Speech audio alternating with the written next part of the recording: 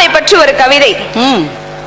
எழுத படிக்க தெரியாத ஒரு அம்மா, ஆனா புள்ள முன்னேறணும் அப்படிங்கறதுக்காக வெளியூருக்கு வேலைக்கோ படிப்புக்கோ அனுப்பிச்சுட்டா. ஆனா அவகிட்ட இருந்து வர வேண்டிய கடுதாசி வரல. அம்மா நான் இப்படி சொல்லட்டுமா, உலகிலேயே மிகவும் கனமான காகிதம் என்றால் அது பெற்றோருக்கும் பிள்ளைக்கும் இடையே பரிமாறப்படுகிற கடுதாசி தான். அழகு அழகு.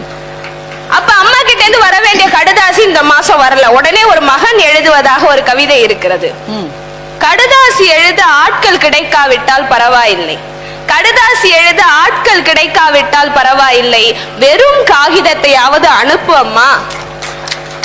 எனக்கு புரியும், எனக்கு புரியும், ஏதுமற்ற அந்த காகிதத்தில் எல்லாமுமாய் நிறைந்திருக்கும் உன் அன்பு. நமக்கு ஒரு கேள்வி வரும், உனக்கு தான் புரியுது இல்ல அம்மாவோட அன்பு, அவ எழுத படிக்க தெரியல, ஆனா அவ எழுதிதான் சொல்லணுங்கிற அவசியம் இல்ல, அப்புறம் ஏன் அந்த கடிதத்தை அனுப்ப சொல்ற அப்படின்னா, அந்த கடிதத்தை அவள் அனுப்பும் போது அதை மடித்து வைத்து அனுப்புவாள.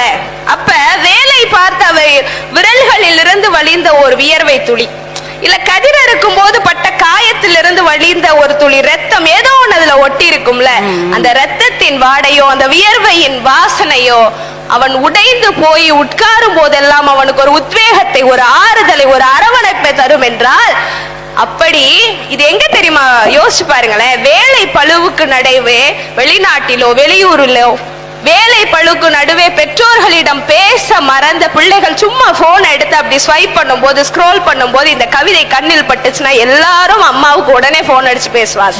இன்னைக்கு கடிதாசி எழுத கடிதாசிகள் இல்லை, பெரும்பாலும் கடிதாசி எழுத தெரியாத அம்மாக்களும் இல்லை, ஆனா வீடியோ கால் பண்ண தெரியாத அம்மாக்கள் இருக்கிறாங்கல்ல, போன் வந்து அட்டன் மட்டும் தான் பண்ண தெரியும்.